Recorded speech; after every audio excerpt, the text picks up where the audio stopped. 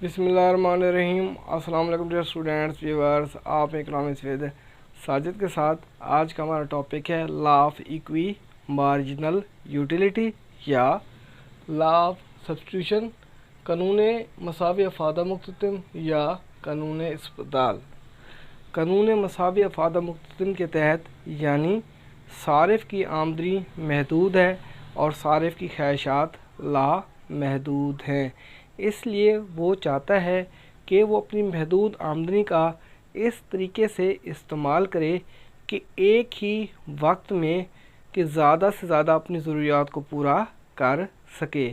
कानून तकलील अफादा मुख्ततिम के तहत ये बात वाज़े हो चुकी है कि जब किसी शय की ज़्यादा मिकदार हासिल की जाती है तो उसका अफादा मुख्ततिम गिरता चला जाता है।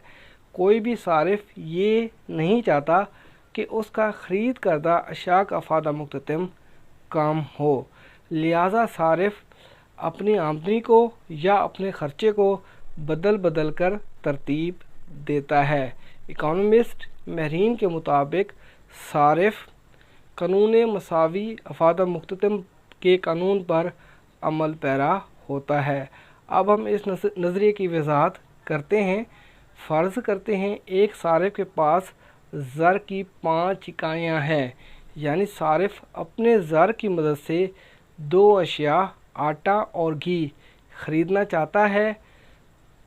कानून मसावी अफादा मुख्ततिम के तहत या मुताबिक जब सारिफ अपनी रकम को इस गोशवारे के मुताबिक ख़र्च करता है तो सारिफ अपनी रकम से ज़्यादा कुल अफादा हासिल कर सकता है। यहाँ पर फ़र्ज़ करते हैं ज़र की 1 इकाई 10 रुपये के बराबर है। अब हम इसकी वजाहत गोशवारे की मदद से करते हैं। इस गोशवारे में 3 कॉलम दिए गए हैं। पहले कॉलम में ज़र की इकाइयाँ यानी यूनिट्स ऑफ मनी, दूसरे कॉलम में आटे का अफादा मुख्ततिम यानी मार्जिनल यूटिलिटी ऑफ फ्लोर, तीसरे कॉलम में घी का अफादा मुख्ततिम यानी मार्जिनल यूटिलिटी ऑफ ऑयल। अगर सारिफ के पास ये जो ज़र की 5 इकाइयाँ हैं, सारिफ अपनी ज़र की 5 इकाइयों से इन मुख्तलिफ़ अशिया को मुख्तलिफ़ तरीक़ों से खर्च कर सकता है। अगर सारिफ ज़र की 5 इकाइयाँ आटे पर खर्च करता है तो सारिफ को जो आटे का कुल अफादा है वो 80 हासिल होता है। अगर सारिफ ज़र की 5 इकाइयाँ घी पर खर्च करता है तो सारिफ को कुल अफादा 60 हासिल होता है। सारिफ अपनी आमदनी को बदल बदल कर खर्च करेगा ताकि सारिफ का जो कुल अफादा है वो ज़्यादा से ज़्यादा हो और दोनों अशिया का जो अफादा मुख्ततिम है वो मसावी हो यानी बराबर हो।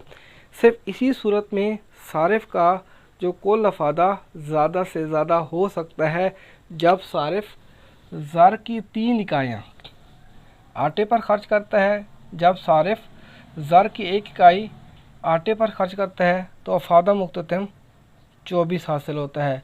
जब दूसरी इकाई आटे पर खर्च करता है तो अफादा मुख्ततिम 24 से कम होकर 20 होता है प्लस 20।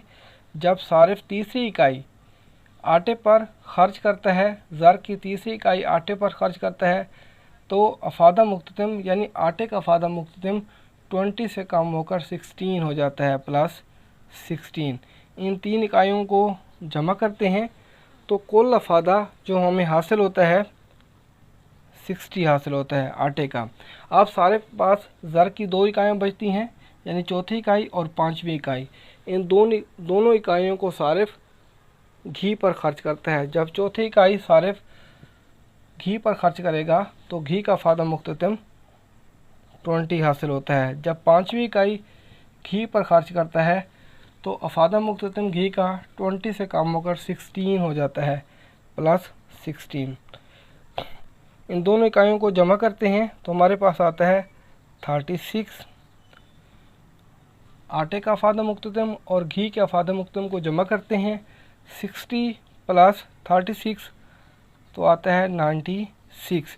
ये ऐसी कंडीशन है जब सारिफ ज़र की 3 इकाइयाँ आटे पर खर्च करे और 2 इकाइयाँ घी पर खर्च करे तो सारिफ का कुल अफादा ज़्यादा से ज़्यादा 96 हो जाता है। और आटे का जो आखिरी इकाई का अफादा मुख्ततम है और घी का जो आखिरी इकाई का अफादा मुख्ततम जो मसावी है वो बराबर हो जाता है। यहाँ पर भी 16 है, यहाँ पर भी 16 है। इस सूरत के बाद जब सारिफ अपनी आमदनी को बदल बदल कर तरतीब देता है या ख़र्च करता है तो ऐसी कोई भी और कंडीशन नहीं है जिससे सारिफ का जो है ना कुल अफादा ज़्यादा से ज़्यादा हो। अब हम इसकी वज़ाहत डायग्राम की मदद से करते हैं। जैसा कि डायग्राम से ज़ाहिर है, हमारे पास ज़र की 5 इकाइयाँ हैं।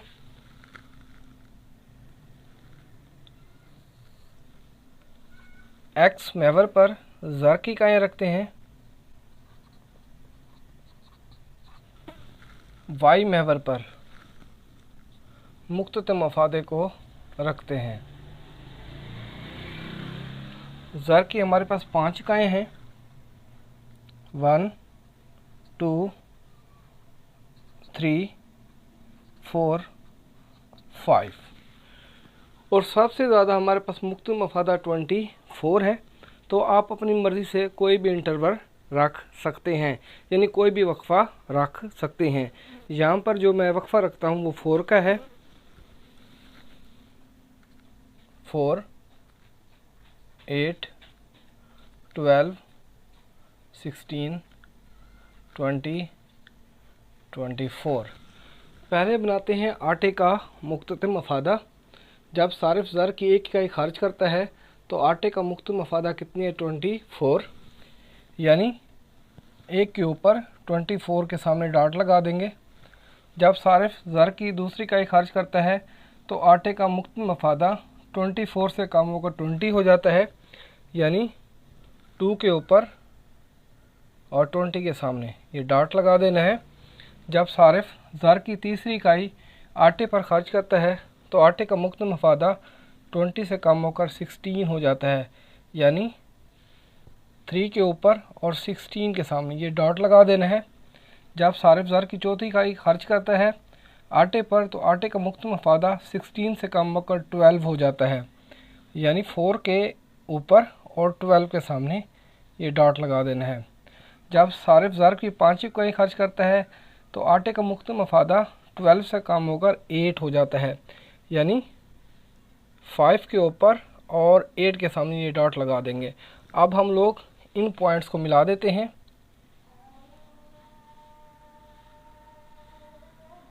ये हमारे पास MU, ये हमारे पास आटे का मुख्ततम अफादे का ख़त है। अब हम लोग घी का जो मार्जिन यूटिलिटी का कर्व है, मुख्ततम अफादे का जो ख़त है उसको बनाते हैं। जब सारिफ ज़र की 1 इकाई घी पर खर्च करता है तो घी का मुख्ततम अफादा सारिफ को 20 हासिल होता है, यानी 1 के सामने 1 के ऊपर और 20 के सामने ये डॉट लगा देंगे। जब सारिफ ज़र की दूसरी इकाई घी पर खर्च करता है तो घी का मुख्ततम अफादा 20 से कम होकर 16 हो जाता है, यानी 2 के ऊपर 16 के सामने डॉट लगा देंगे।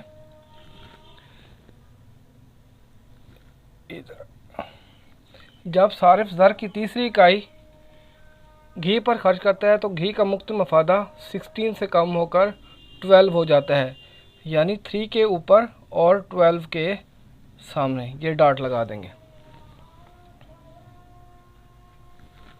जब सारिफ ज़र की चौथी इकाई घी पर खर्च करता है तो घी का मुख्ततम अफादा 12 से कम होकर 8 हो जाता है, यानी 4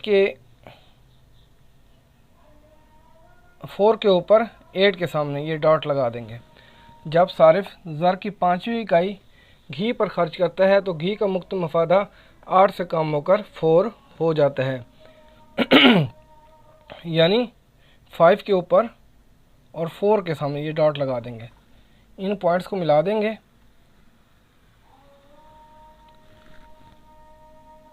ये हमारे पास, इसे हम कहते हैं एम डैश यू डैश। ये हमारे पास घी का मुक्त मफादे का ख़त है, एम डैश यू डैश। जब सारिफ ज़र की 3 इकाइयाँ आटे पर खर्च करता है, ये 3 इकाइयाँ, पहले 3 इकाइयाँ आटे पर खर्च करता है और 2 इकाइयाँ घी पर खर्च करता है। इस कंडीशन में सारिफ का जो कुल अफादा होता है वो ज़्यादा से ज़्यादा होता है और दोनों अशिया का जो अफादा मुक्तदम होता है वो मसावी होता है। देखिए, जब सारिफ ज़र की 3 इकाइयाँ आटे पर खर्च करता है तो आखिरी इकाई का जो अफादा मुक्तदम है वो 16 है। जब सारिफ ज़र की 2 इकाइयाँ घी पर खर्च करता है तो आखिरी इकाई का अफादा मुक्तदम 16 है। यानी ये ऐसी कंडीशन है, इस कंडीशन में सारिफ का कुल अफादा ज़्यादा से ज़्यादा होता है। इस सूरत के अलावा जब सारिफ अपनी आमदनी को बदल बदल कर खर्च करता है, कोई भी दूसरी सूरत ऐसी नहीं है जिससे सारिफ का जो कुल अफादा ज़्यादा से ज़्यादा हो। आज का हमारा ये टॉपिक था। उम्मीद करता हूँ आप लोगों को आसानी से समझ आ जाएगा। Thank you.